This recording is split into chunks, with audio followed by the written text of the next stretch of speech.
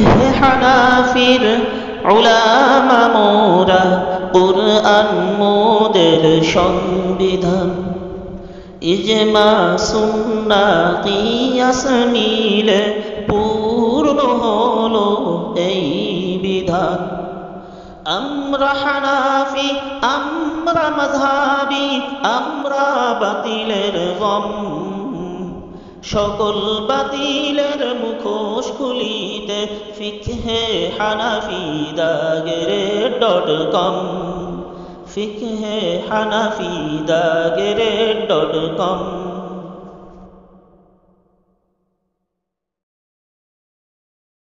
আলহামদুলিল্লাহ,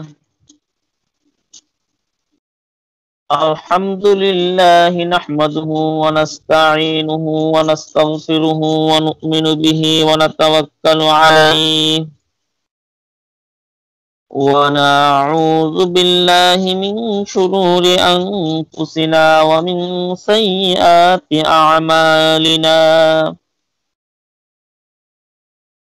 من يهده الله فلا مضل له ومن يضلله فلا هادي له، وأشهد أن لا إله إلا الله وحده لا شريك له، وأشهد أن سيدنا وسندنا وحبيبنا ومولانا ومرشدنا محمدا عبد الله ورسوله، أرسله الله تعالى بالحق بشيرا ونذيرا وداعيا إلى الله بإذنه وسراجا منيرا. أما بعد، فقد قال الله تبارك وتعالى في كلامه المجيد وفرقانه الحميد: أعوذ بالله من الشيطان الرجيم، بسم الله الرحمن الرحيم. قد نرى تقلب وجهك في السماء فلنولينك قبلة ترضاها، فول وجهك شطر المسجد الحرام، وحيث ما كنتم فولوا وجوهكم شطره، وإن الذين أوتوا الكتاب ليعلمون أنه الحق من ربهم، وما الله بغافل عما يعملون. وعن ابن عباس رضي الله تعالى عنهما: كان أول ما نسخ من القرآن القبلة، وذلك أن رسول الله صلى الله عليه وسلم لما هاجر إلى المدينة وكان أكثر أهلها اليهود، فأمره الله أن يستقبل بيت المقدس، ففرحت اليهود فاستقبلها رسول الله صلى الله عليه وسلم 11 شهرا، وكان يحب قبلة إبراهيم، فكان يدعو إلى الله وينظر إلى السماء، فأنزل الله تعالى: قد نرى تقلب وجهك في السماء، إلى قوله: فولوا وجوهكم شطره، أو كما قال رضي الله عنهما أجمعين আল্লাহ রব্বুল ইজ্জাতের দরবারে অসংখ্য অগণিত শুকরিয়া যে রব্বুল আলামিন আমাদেরকে দেশের এই ক্রান্তিকালে, দিনের এই ক্রান্তিকালে, এই ফিতনা ফাসাদের জামানায় পবিত্র কোরআনের থেকে কিছু আলোচনা করা ও শোনার জন্য সাপ্তাহিক তালিমি মাজলিস তথা ধারাবাহিকভাবে আল কোরআনের যে তাফসীর চলতেছে এবং বিষয়ভিত্তিক সময়ে বিষয়ভিত্তিক আলোচনা, যেমন গত সপ্তাহে আমরা আলোচনা করেছিলাম শবে বরাত তথা লাইলাতুন নিসফি মিন শাবান সম্পর্কে, এবং ইচ্ছা করছি যে আল্লাহ রাব্বুল আলামিন যদি তৌফিক দান করেন আগামী সপ্তাহ থেকে একেবারে রোজার শেষ জুমা পর্যন্ত আমরা আলোচনা করব ইনশাআল্লাহ পবিত্র রমজান সম্পর্কে। এবং একেবারে রমজানের যে শেষ শুক্রবার আমরা পাবো সেই শুক্রবারে আমরা আলোচনা করব ঈদুল ফিতর সম্পর্কে। এটা আপাতত ইচ্ছা করছি, ওয়ামা তাওফীকি ইল্লা বিল্লাহ, আল্লাহ রাব্বুল আলামিন তৌফিক না দিলে আমি যত ইচ্ছা করি কোনো কাজে লাগবে না। এখন কথা হলো যে আমরা এটা আলোচনা করব এবং এখন থেকে একটি সময়টাও জানিয়ে দিই যে আমাদের সাপ্তাহিক তালিমি মজলিস যেটা বৃহস্পতিবার রাত 9:30 থেকে হয়ে থাকে, আগামী সপ্তাহ বৃহস্পতিবার ইনশাআল্লাহ রাত 9:30 থেকেই হবে। এরপরে বৃহস্পতিবার যেহেতু রমজানের ভিতরে পড়তেছে, রমজান মাসে আমাদের তালিমি মজলিস বৃহস্পতিবারে নয়, রমজান মাসে আমাদের তালিমি মজলিস হবে শুক্রবার বিকাল 3টা থেকে। শুক্রবার বিকাল 3টা থেকে আমাদের তালিমি মজলিস হবে রমজান মাসে। এছাড়া আমাদের ইমো প্রশ্নোত্তর গ্রুপ রমজান মাসে চলবে প্রত্যহ শুক্রবার ব্যতীত প্রত্যহ দুপুর 3:15 থেকে, অর্থাৎ বিকাল 3:15 থেকে আমাদের প্রশ্নোত্তর গ্রুপ যেটা ইমো গ্রুপ আছে ভয়েস রুম, ওটা চলতে থাকবে ইনশাআল্লাহ শুক্রবার সহ প্রত্যেক দিনই ইনশাআল্লাহ 3:15 থেকে। আর পাশাপাশি আপনাদেরকে আগেও দাওয়াত দিচ্ছি, আবারও দাওয়াত দিচ্ছি, সময় হাতে বেশি নাই, শাবান মাসের আজকে আপনার 17 তারিখ চলে আসছে। পহেলা রমজান থেকে আমাদের কোরআন শিক্ষার যে কোর্স শুরু হচ্ছে, আমি আপনাদের প্রত্যেক গ্রুপেই, এমনকি স্কাইপি গ্রুপে এবং ইমো উভয় গ্রুপে আমি আপনাদেরকে মেসেজ দিয়েছি যে আমাদের তালিমুল ইসলাম অনলাইন মাদ্রাসার পক্ষ থেকে রমজান মাসে মাত্র 20টা ক্লাসের মাধ্যমে পবিত্র কোরআন শিক্ষার একটা ব্যবস্থাপনা করা হয়েছে।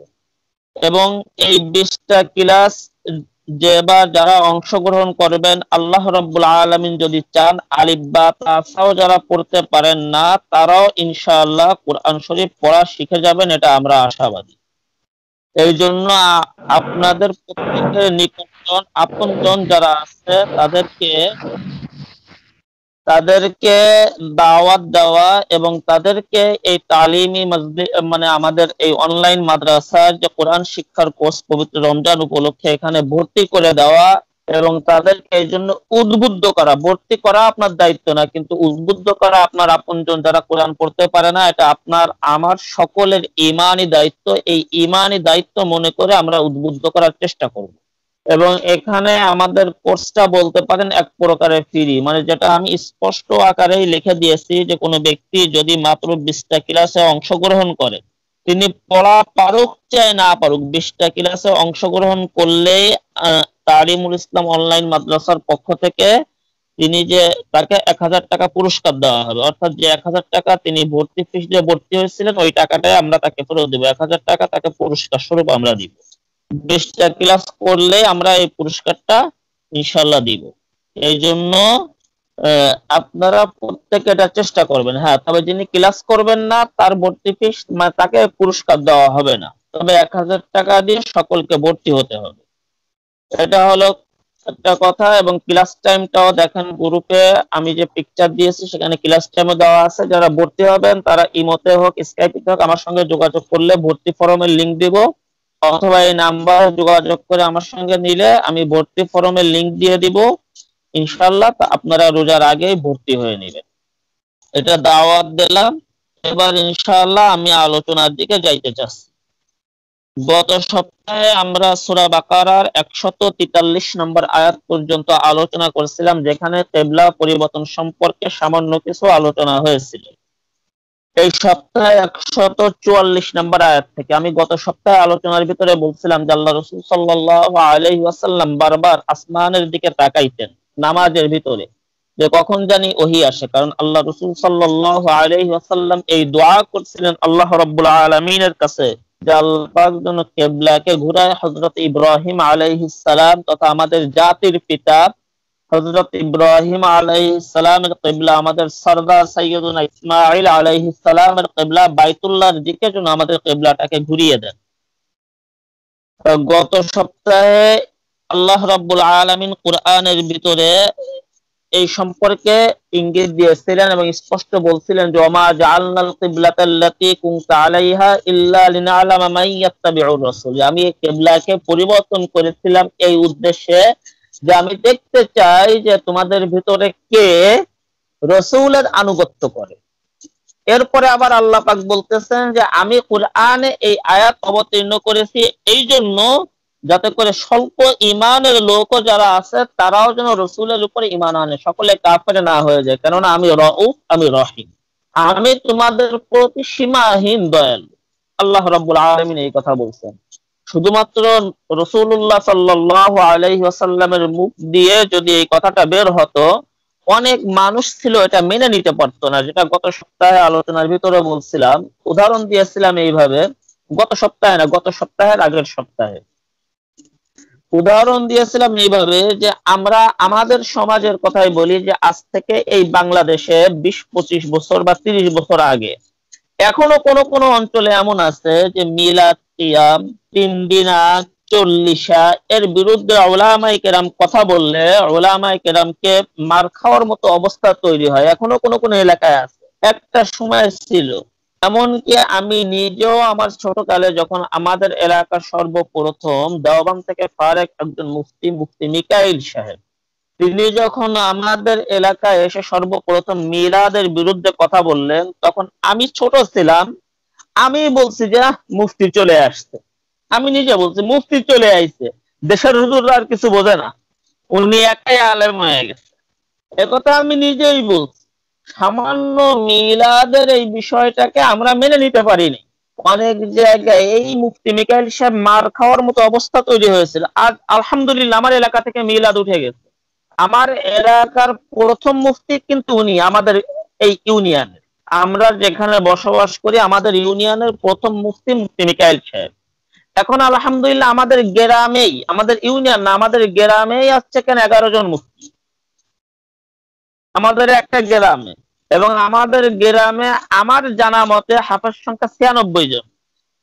এই একটা গ্রামে 96 জন হাফেজ, 11 জন মুফতি, মাওলানাও আছেন এরকম 15-20 জন। তা যেটা বলতেছিলাম, তা আমরা সামান্য মিলাদের বিষয় মেনে নিতে পারিনি যে কোন হুজুররা বোঝে নাই। আর যেখানে কিবলার মতন জিনিস, এটা স্বাভাবিক পরিবর্তন অনেকেই মেনে নিতে পারবে না। এই জন্য আল্লাহ পাক প্রথমে রাসূলের মাধ্যমে জানাইছেন, এরপরে কোরআনে আয়াত অবতীর্ণ করছেন। কেন অবতীর্ণ করছেন? আল্লাহ পাক নিজেই বলতেছেন যে ইন্নাল্লাহা বিন-নাসি লারাউফুর রহিম, নিশ্চয় আল্লাহ রাব্বুল আলামিন মানুষের প্রতি দয়াদর এবং সীমাহীন দয়ালু। এরপরে 44 নম্বর আয়াত, قد نرى تقلب وجهك في السماء فلنولينك قبلة ترضاها। আল্লাহ পাক বলতেছেন, হে নবী, আমি লক্ষ্য করতেছি যে আপনি বারবার আপনার চেহারাকে আসমানের দিকে ঘোরাচ্ছেন, বারবার আপনার চেহারাকে আসমানের দিকে ঘোরাচ্ছেন। কি জন্য ঘোরাচ্ছেন?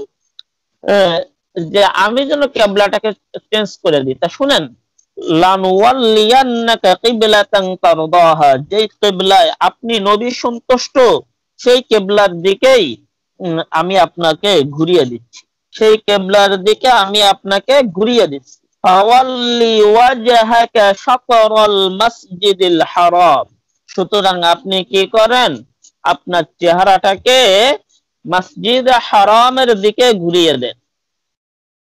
এখানে একটা জিনিস লক্ষণীয় এবং বোঝার বিষয়, সেটা হলো যে আল্লাহ রাসূল সাল্লাল্লাহু আলাইহি ওয়াসাল্লাম যখন এরকম ভাবে মক্কায় ছিলেন, মক্কায় থাকা অবস্থায় আমার নবী জনাবে মুহাম্মদুর রাসূলুল্লাহ সাল্লাল্লাহু আলাইহি ওয়াসাল্লাম নামাজ আদায় করতেন এমন ভাবে যে তিনি রুকনে ইয়ামানি এবং হাজরে আসওয়াদ, রুকনে ইয়ামানি, হাজী সাহেব যদি কেউ থাকেন এখানে তারা বুঝবেন যে রুকনে ইয়ামানি এবং হাজরে আসওয়াদ এর মাঝামাঝি স্থানে দাঁড়ায় আমার নবী জনাবে মুহাম্মদুর রাসূলুল্লাহ সাল্লাল্লাহু আলাইহি ওয়াসাল্লাম নামাজ আদায় করতেন, রুকনে ইয়ামানি এবং হাজরে আসওয়াদের মাঝামাঝি এমন জায়গায় দাঁড়াইতেন যে আল্লাহ রাসূল সাল্লাল্লাহু আলাইহি ওয়াসাল্লামের সম্মুখে যেমন ভাবে বাইতুল্লাহ থাকতো, অনুরূপ ভাবে আল্লাহ রাসূল সাল্লাল্লাহু আলাইহি ওয়াসাল্লামের কিবলা হিসাবে আল্লাহ রাসূল সাল্লাল্লাহু আলাইহি ওয়াসাল্লামের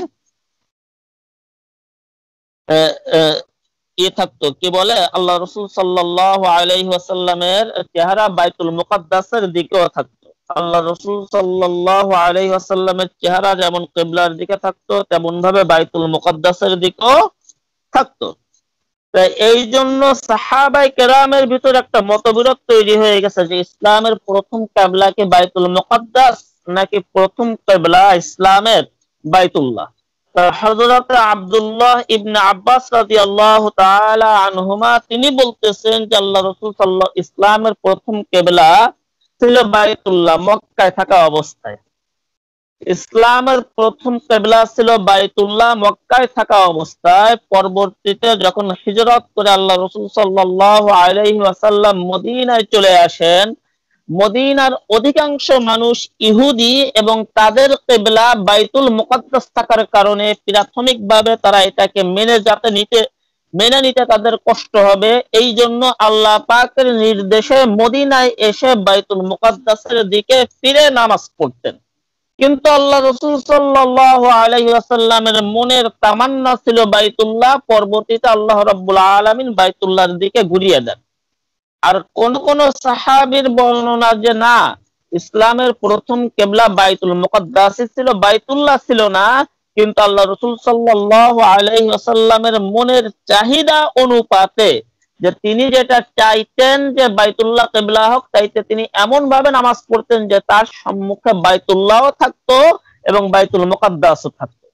যেটাই হোক, যেহেতু আল্লাহ রাসূল সাল্লাল্লাহু আলাইহি ওয়াসাল্লাম থেকে বর্ণনায় বা কোরআনের কোন আয়াতের বর্ণনায় মক্কি জিন্দেগির কিবলা নিয়ে সুস্পষ্ট কোনো বর্ণনা পাওয়া যায় না যে আমাদের প্রথম কিবলা বাইতুল্লাহ না বাইতুল মুকাদ্দাস ছিল। সুতরাং এই বিষয়ে আমরা সুকুত এখতিয়ার করব তথা আমরা নিশ্চুপ থাকবো, এটা নিয়ে আমরা বাড়াবাড়ি করব না। কিন্তু এটা সত্য যে আমার নবী এমন ভাবে নামাজ পড়তেন মক্কি জিন্দেগিতে যে রুকনে ইয়ামানি এবং হাজরে আসওয়াদের মাঝখানে দাঁড়িয়ে এমন ভাবে নামাজ পড়তেন যে আমার নবীর সামনে যেমন ভাবে বাইতুল্লাহও থাকতো তথা কাবা ঘর, অনুরূপ ভাবে বাইতুল মুকাদ্দাসও থাকতো। কিন্তু মদিনায় ফিরে আসার পরে জনাবে মুহাম্মদুর রাসূলুল্লাহ সাল্লাল্লাহু আলাইহি ওয়াসাল্লাম মদিনায় হিজরতের পরে তিনি প্রথম 16 থেকে 17 মাস বাইতুল মুকাদ্দাসের দিকে ফিরে তিনি নামাজ পড়েছেন।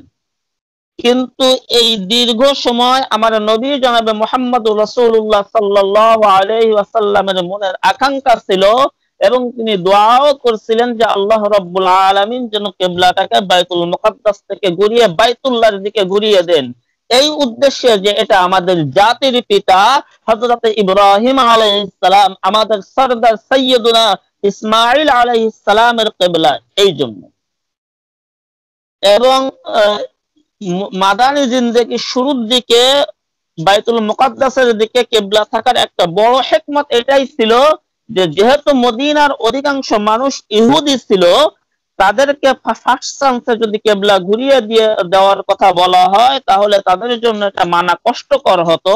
এই জন্য 16 থেকে 17 মাস তাদেরকে আল্লাহ রাসূল সাল্লাল্লাহু আলাইহি ওয়াসাল্লামের আনুগত্য অভ্যস্ত কোরআনের উপরে আস্থা আনার পরেই আল্লাহ রাব্বুল আলামিন এই ব্যবস্থাটা করছেন।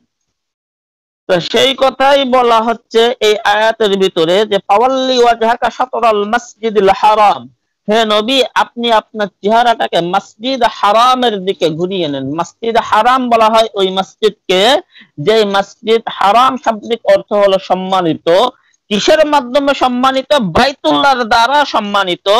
এবং বাইতুল্লাহ তথা কাবা ঘরকে ঘিরে রাখছে যে মসজিদ, ওই মসজিদকে বলা হয় মসজিদ হারাম। এটা আমরা সকলেই জানি। এরপরে আল্লাহ পাক বলতেছেন, ওয়াহাইতুমা কুনতুম ফাওয়াল্লু উজুহাকুম শাতরা, আপনি যেখানেই থাকেন না কেন, এখানে আপনি বলে না, টোটাল উম্মতে মুহাম্মাদি, হে আমার বান্দারা, ওয়াহাইতুমা কুনতুম, তোমরা যেখানেই থাকো না কেন, ফাওয়াল্লু উজুহাকুম শাতরা, তোমাদের চেহারাটাকে ঘুরিয়ে দাও উহার দিকে, শাতরা আই শাতরাল মসজিদুল হারাম, মসজিদ হারামের দিকে তোমাদের চেহারাটাকে ঘুরিয়ে দাও। ওয়া ইন্নাল্লাযীনা উতুল কিতাবা লা ইয়ালামুনা আন্নাহুল হাক্কু মির রাব্বিহিম ওয়া মাল্লাহু বিগাফিলিন আম্মা ইয়ামালুন। ওয়া ইন্নাল্লাযীনা উতুল কিতাব, এবং আল্লাহ রাব্বুল আলামিন বলতেছেন, আর যাদেরকে কিতাব দেওয়া হয়েছে তথা ইহুদি এবং খ্রিস্টানেরা, লা ইয়ালামুনা, তারা অবশ্যই জানে যে আন্নাহুল হাক্কু মির রাব্বিহিম, এটা আল্লাহ রাব্বুল আলামিনের পক্ষ থেকে একটা চির সত্য বাণী। তথা পূর্বের যে সকল কিতাব ছিল, তাওরাতের ভিতরে, ইনজিলের ভিতরে, জবুরের ভিতরে, শুধু তাই না, হযরত ইব্রাহিম আলাইহিস সালামের সহিফার ভিতরে, অন্যান্য নবীদের সহিফার ভিতরে, আসমানি কিতাব এবং আসমানি সহিফার ভিতরে এই সম্পর্কে বলা ছিল যে শেষ নবীর কিবলা হবে বাইতুল্লাহ তথা কাবা ঘর। সুতরাং তারা, যারা কিতাবধারী, যারা ইহুদি খ্রিস্টানেরা, তারা এটা জানে যে এটা তাদের রবের পক্ষ থেকে সত্য ঘোষণা যে কেবলা বাইতুল্লাহ হবে, এবং মুসলমানদের কেবলা বাইতুল্লাহ, এটা চূড়ান্ত নিদর্শন, এটা তারা জানে। কিন্তু এরপরও তারা যে বিরোধিতা করতেছে, ওয়ামাল্লাহু বিগাফিলিন আম্মা ইয়ামালুন, তাদের এই বিরোধিতা, তাদের এই দুশমনী, এই ব্যাপারে আল্লাহ রাব্বুল আলামিন অজ্ঞ নন, আল্লাহ পাক পরিপূর্ণরূপে জানেন।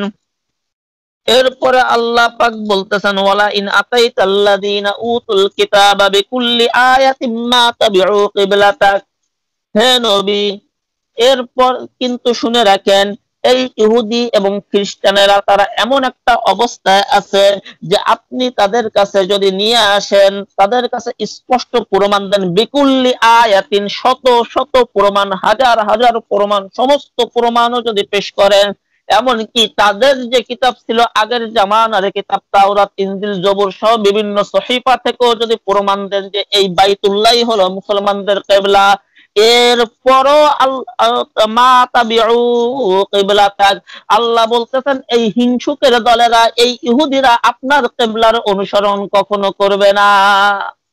এদের অন্তরের ভিতরে হিংসা ভরপুর। ওয়ামা আনতা বিতাবিইন কিবলাতাহুম, নবী আমি আল্লাহ বলে দিচ্ছি, আপনিও তাদের কিবলার অনুসরণকারী নন।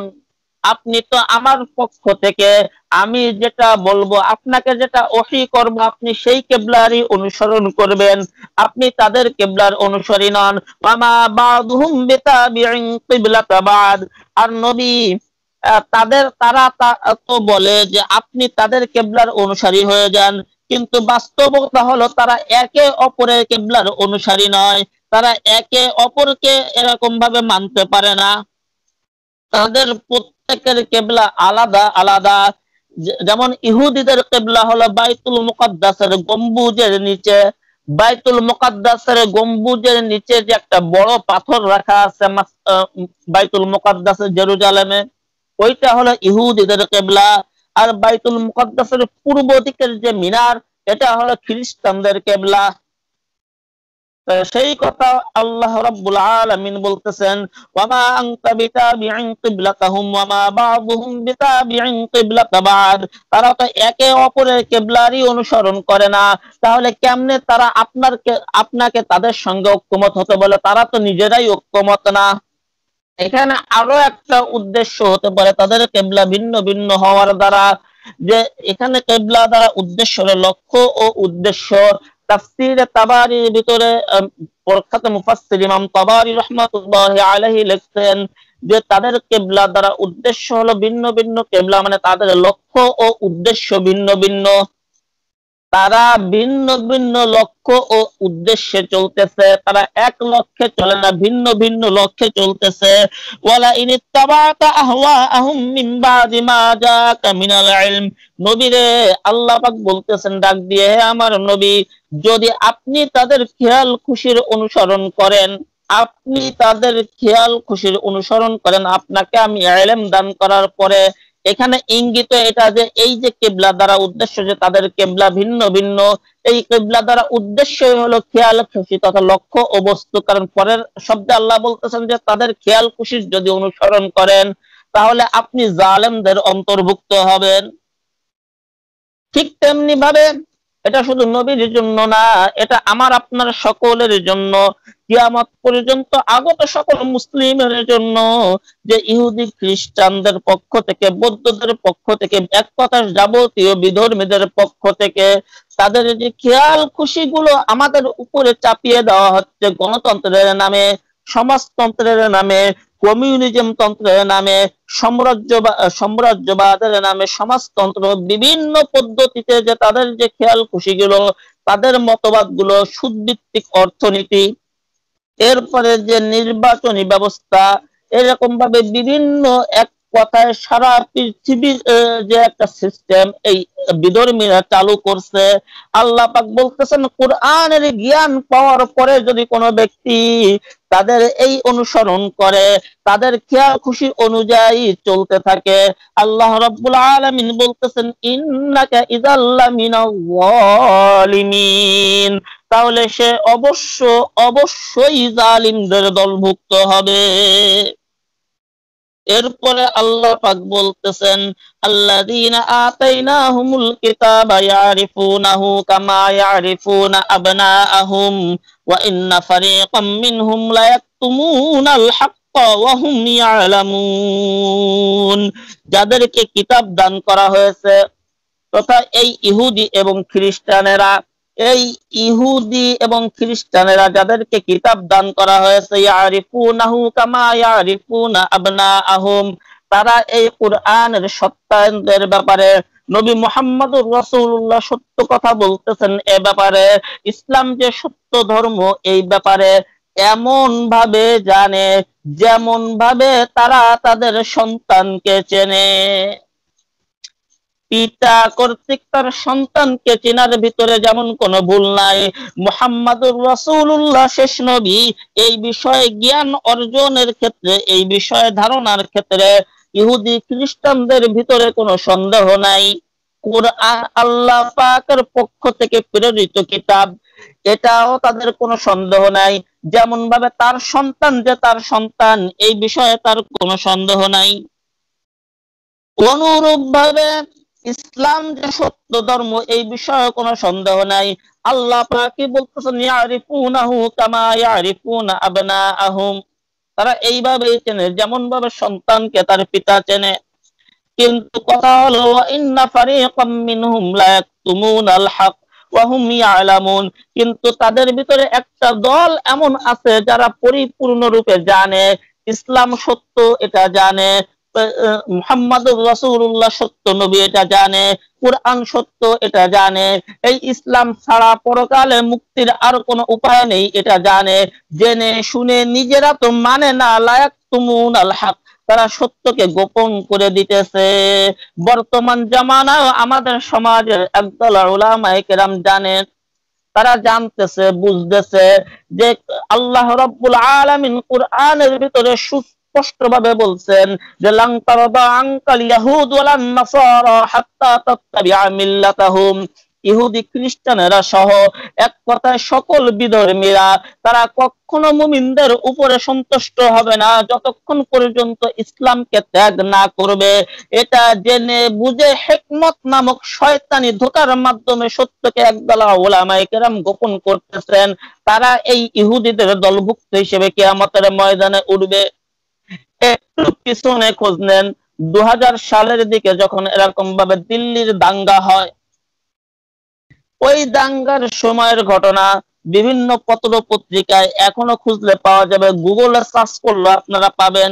ওই সময় হিন্দুরা আমাদের মুসলিম ভাইদেরকে এরকম ভাবে মারার জন্য যে কাজগুলো করছে, তারা রাস্তাঘাটে যাকে সন্দেহ হয়েছে মুসলিম, ওই লোকটা নামাজ পড়ে কি নামাজ পড়ে না এদিকে লক্ষ্য করে নাই, ওই লোকটা কোরআন পড়তে পারে কি পারে না এটা দেখে নাই, ওই লোকটা শার্ট প্যান্ট পরা না জুব্বা গায়ে দিয়ে ওটা দেখে নাই, মুখে দাড়ি আছে কি নাই ওটা দেখে নাই, ইসলামের এক বিন্দুও তার ভিতরে নাই, কিন্তু সন্দেহ হয়েছে লোকটা মুসলিম, প্রকাশ্যের জনসম্মুখে প্যান্ট খুলে লুঙ্গি খুলে উলঙ্গ করে দেখতে খতনা করা আছে কিনা।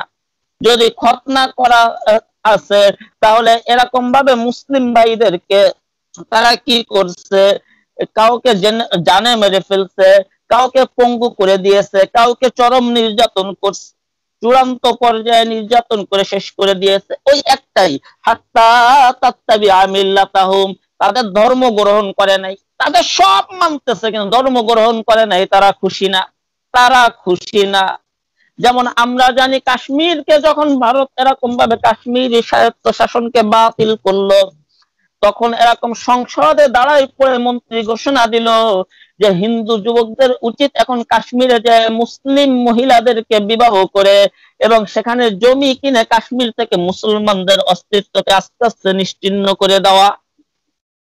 আমরা এটাও জানি যে ভারতের সংসদে দাঁড়ায় পড়ে ঘোষণা হয় 2050 সালের ভিতরে ভারতকে একেবারে মুসলিম নিশ্চিহ্ন করা হবে। এক কথায় সারা আপনি যতই ট্রানজিট দেন, যতই পানির সুবিধা দেন, যতই বন্দর ব্যবহার করতে দেন, আরো যা কিছু আছে আপনি গ্যাস দিয়ে দেন, আরো সবকিছু দিয়ে দেন, আপনার কলিজা চিড়ে যদি খাওয়ায়ও দেন, কোন বিধর্মী কখনো আপনার উপরে খুশি হতে পারে না যতক্ষণ আপনি তার ধর্ম গ্রহণ না করবেন। এটা হতে পারে না, গ্যারান্টি, আল্লাহর কসম, খুশি হবে না। একটা দিবেন আরেকটা বাহানা ধরবে, সেটা দিবেন বাহানা আরেকটা আসবে, সেটা দিবেন বাহানা আরেকটা আসবে। সুতরাং একটাই আপোষ করে করে করে যদি দেওয়ালে পিঠ ঠেকায় নেন, তাহলে ফিরে আসার আর কোনো রাস্তা থাকবে না। সুতরাং মুমিনের কর্তব্য হলো শুরু থেকেই, একেবারে প্রথম থেকেই তাদের কোনো আবদারকে পূর্ণ না করা, আমি যেখানে যে অবস্থায় আছি ওই অবস্থার উপরে অটল দাঁড়িয়ে থাকা এবং শুরু থেকেই তাদেরকে প্রতিরোধ করা। এটা আমার আপনার ইমানি দায়িত্ব।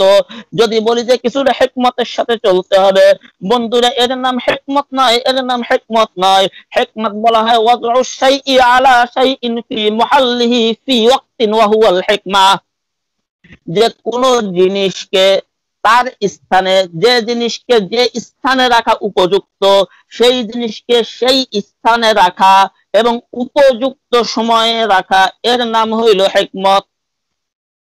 কোন জিনিসকে যে স্থানে রাখা উপযুক্ত সেই স্থান থেকে সরিয়ে নেওয়ার নাম কিন্তু হিকমত না। হিকমত হলো আমাকে হকের উপরে চলতে হবে, এই হকের উপরেই আমি চলবো, কিন্তু চলতে যে কখনো নরম ভাবে চলবো, কখনো গরম ভাবে চলবো, কখনো কারো মাথায় হাত বুলাবো, কখনো কারো মাথায় আঘাত করব, কিন্তু আমি হকের উপরেই চলবো, হক থেকে বিচ্যুত হব না। চলতে যে যে পদ্ধতি অবলম্বন করতে হয় এই পদ্ধতি অবলম্বন করার নাম হিকমত। সত্যকে গোপন করার নাম হিকমত নয়, এর নাম হলো শয়তানি, এর নাম হলো শয়তানি ধোঁকা ছাড়া আর কিছু নয়। সুতরাং আমাদেরকে এটা বুঝতে হবে যে কোন অমুসলিম কখনো আমাদের উপরে সন্তুষ্ট হতে পারে না। এরপরে আল্লাহ পাক বলতেছেন আল হাক্কু মির রাব্বিকা ফালা তাকুনান্না মিনাল মুমতারিন, হে ঈমানদারেরা, নবীকে উদ্দেশ্য করে বলছেন যে নবী, তোমার রবের পক্ষ থেকে সত্য আসার পরে খবরদার এটা নিয়ে তুমি সন্দেহে পতিত হয়ো না। আসলে আমার নবী তো সন্দেহে পতিত হওয়ার কোনো প্রশ্ন নাই, এখানে আমার নবী তো সন্দেহ পতিত হবে না। উদ্দেশ্য হল হে উম্মতে মুহাম্মাদি, তোমার প্রতিকূল অবস্থায় সত্যের উপরে চললে তুমি যে জান্নাতে যাবা, তোমার এই স্বাভাবিক অভাবের অবস্থা দেখতেছো, কিন্তু এরপরে যে তোমার চূড়ান্ত প্রতিদান জান্নাত রয়েছে, তুমি কষ্টের ভিতরে আছো, নির্যাতনের ভিতরে আছো দ্বীনে ইসলামের উপরে চলার কারণে, কিন্তু এরপরে যে আমার পক্ষ থেকে চূড়ান্ত প্রতিদান রয়েছে, তুমি হকের উপরে দাঁড়াই গেলে আমি আল্লাহ তোমাকে সাহায্য করব। এই বিষয়ে তোমার কোনো সন্দেহ যেন না আসে, তোমার চূড়ান্ত প্রতিদানের বিষয়ে যেন কোনো সন্দেহ না আসে। কারণ মানুষ দিনকে দিন পালন করতে যায়, দুনিয়ার সঙ্গে দুনিয়াদারের সঙ্গে আপোষ তো তখনই করে যখন দিনের উপরে চলার ফায়দা এবং এর ফজিলত এবং এর পুরস্কার সম্পর্কে সন্দেহ সৃষ্টি হয়। সন্দেহ সৃষ্টি না হলে কেউ আপোষ করতে পারে না। হক কথা বলতে কোন জায়গায় ভয় পায়? তখনই ভয় পায় যখন হক কথা বললে পিটন খাওয়ার সম্ভাবনা থাকে, চাকরি চলে যাওয়ার সম্ভাবনা থাকে। অর্থাৎ তার ভিতরে এই সন্দেহ চলে আসছে যে আমি হক কথা বললে আমার চাকরি খাইয়ে দিতে পারবে, আল্লাহ রাখতে পারবে না, নাউজুবিল্লাহ। আমি হক কথা বললে ও আমাকে পিটাইবে, আল্লাহ ঠেকাইতে পারবে না, নাউজুবিল্লাহ। এই সন্দেহটার কারণেই কিন্তু হক কথা বলতে ভয় পায়, এই সন্দেহটার কারণেই কিন্তু এরকম ভাবে সে সত্য কথা বলে না। এই জন্য আল্লাহ বলতেছেন যদি ইমানদার হও, খবরদার আল হাক্কু মির রাব্বিক, তোমার রবের পক্ষ থেকে যে সত্যটা আসছে, ফালা তাকুনান্না মিনাল মুমতারিন, ও আমার বান্দারে কোনো অবস্থায় এই বিষয়ে তুমি সন্দেহ করো না। দুনিয়াদারের সঙ্গে, ইসলামের দুশমনের সঙ্গে কোনো বিষয়ে তুমি আপোষ করো না, সত্য কথা অকপটে বলে যাও। তাইতে তোমার যত সমস্যাই হোক না কেন, যদি দুনিয়াতে তুমি লাঞ্ছিত হও, অপমানিত হও, অপদস্থ হও, শুনে রাখো যে আখেরাতের তুলনায় দুনিয়ার হায়াত হলো বিশাল সমুদ্রের ভিতরে একটা মাত্র আঙ্গুলকে যদি ডুবানো হয়, তা ওই আঙ্গুলে যতটুকু পানি মেখে আসবে, আমার নবী বলতেছেন আখেরাতের তুলনায় দুনিয়া হলো এতটুকু। তাহলে আখেরাতের তুলনায় যদি দুনিয়া এতটুকু হয়, বন্ধুরে আখেরাতের যে সুখ শান্তি, আখেরাতের সুখ শান্তির তুলনায় দুনিয়ার সুখ শান্তিও এতটুকু। আখেরাতের যে কষ্ট, যে শাস্তি, এই শাস্তির তুলনায় দুনিয়ার শাস্তিও কিন্তু মাত্র এতটুকু।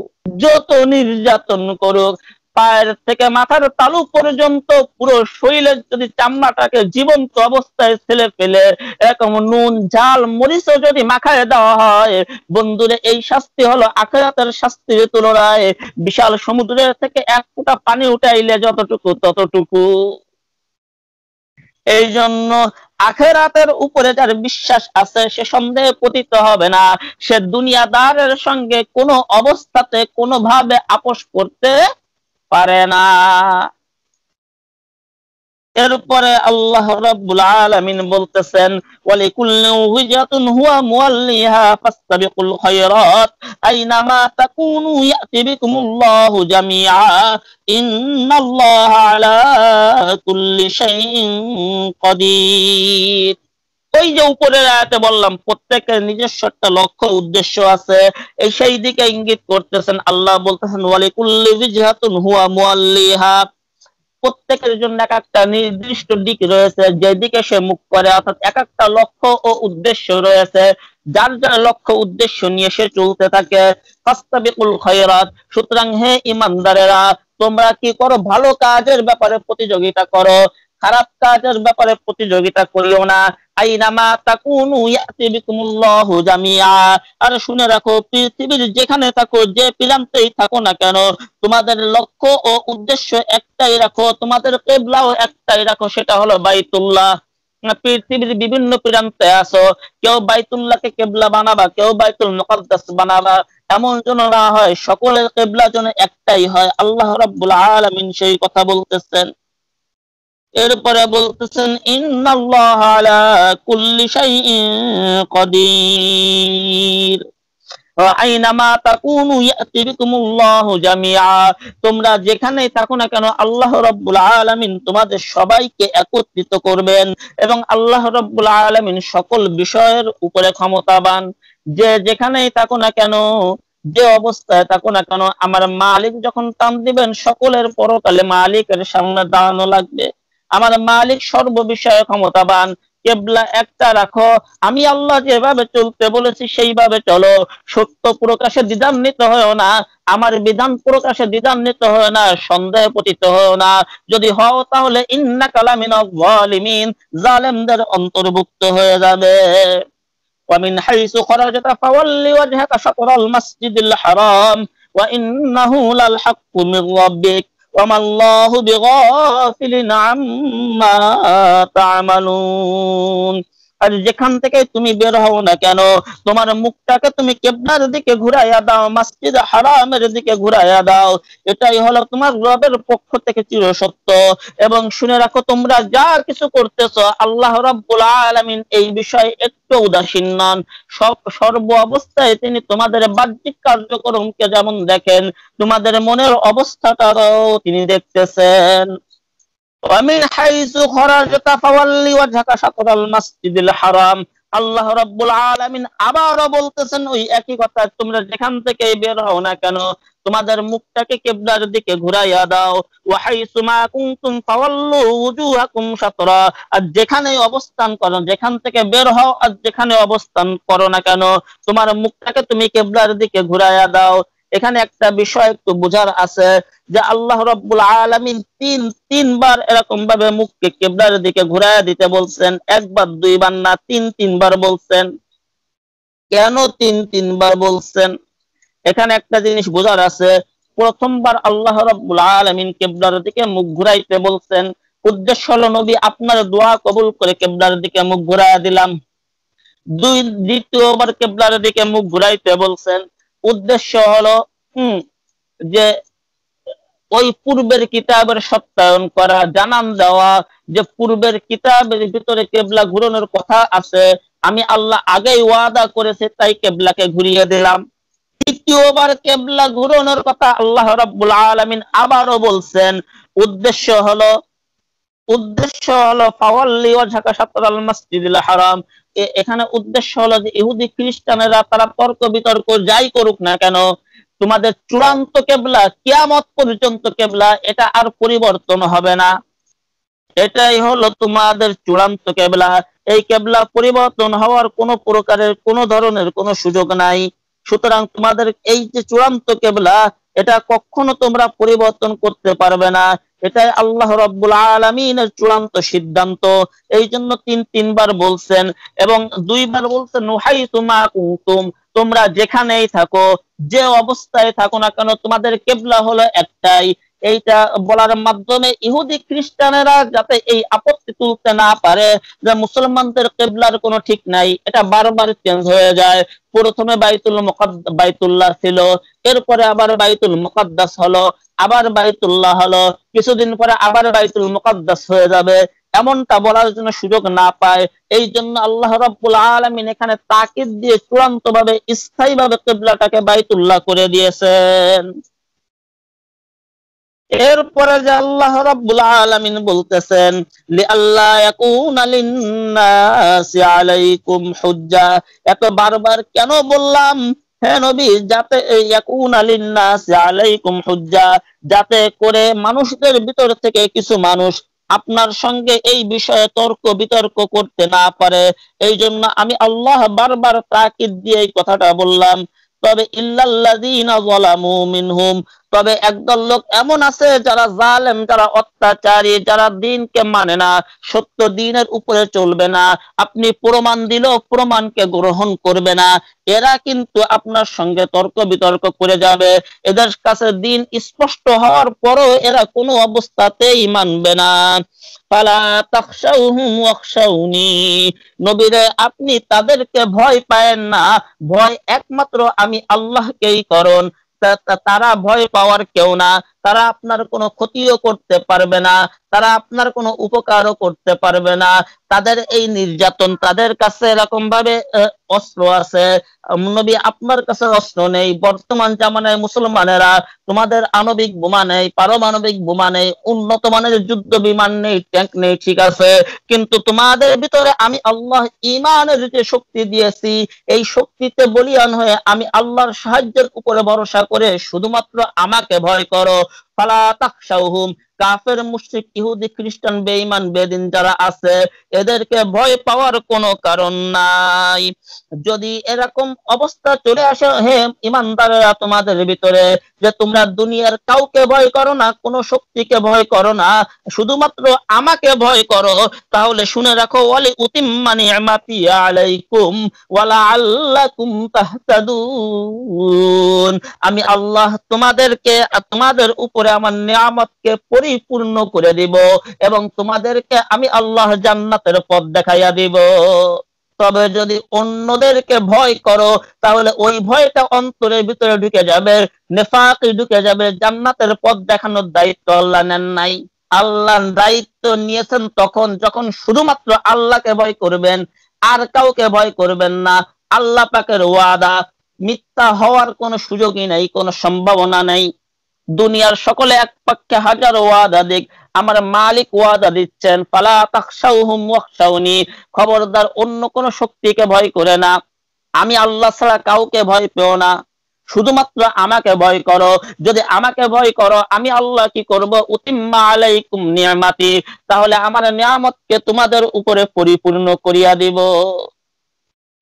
আল্লাকুম তাহতাদুন, তোমাদেরকে সঠিক পথ দেখাবো, এমন পথ যে পথে চললে আমি আল্লাহ তোমাদের উপরে খুশি হব, তোমরাও আমার উপরে খুশি হবে।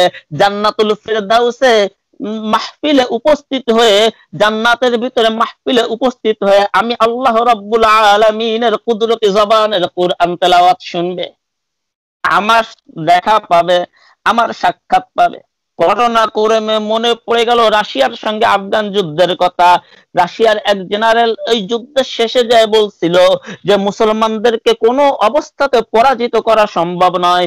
কেন সম্ভব নয়? কেননা মুসলমানেরা বন্দুকের নলের আগায় জান্নাত দেখতে পায়, আর আমরা বন্দুকের নলের আগায় মৃত্যু দেখতে পাই। সুতরাং ওদেরকে কৌশলে পরাজিত করতে হবে, যুদ্ধ করে মুসলমানদেরকে পরাজিত করা সম্ভব নয়।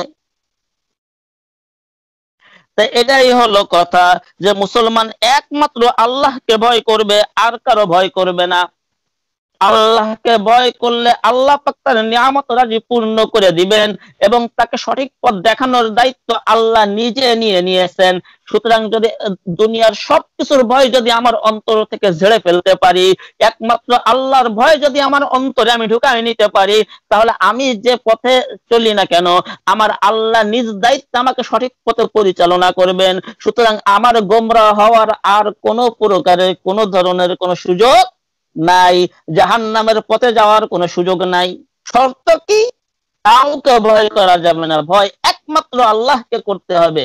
হককে গোপন করা যাবে না, সত্য কথা, হক কথা যেটা আল্লাহ রাব্বুল আলামিন দায়িত্ব দিয়েছেন নির্দ্বিধায় বলতে হবে। এটা আল্লাহ রাব্বুল আলামিন আমাদেরকে করার তৌফিক দান করুক, বিশেষ করে বিশ্বের সমস্ত উলামায়ে কেরামকে। আর যারা হিকমতের নামে সত্য কথা বলতে ভয় পাচ্ছে, আল্লাহ পাক তাদেরকে সৎ সাহস ও সৎ হিম্মত দান করুক। আমিন। ওয়া আখিরু দাওয়ানা আনিল হামদুলিল্লাহি রাব্বিল আলামিন। সুবহানাকাল্লাহুম্মা।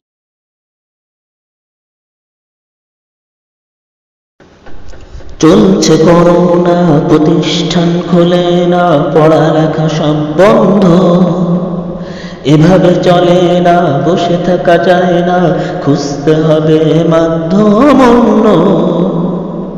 সমস্যা সমাধানে দিনের শিক্ষা নিয়ে হয়েছে যার আগমন, তালিমুল ইসলাম অনলাইন মাদ্রাসাতে সবাইকে শুভেচ্ছা স্বাগতম, সবাইকে শুভেচ্ছা স্বাগতম।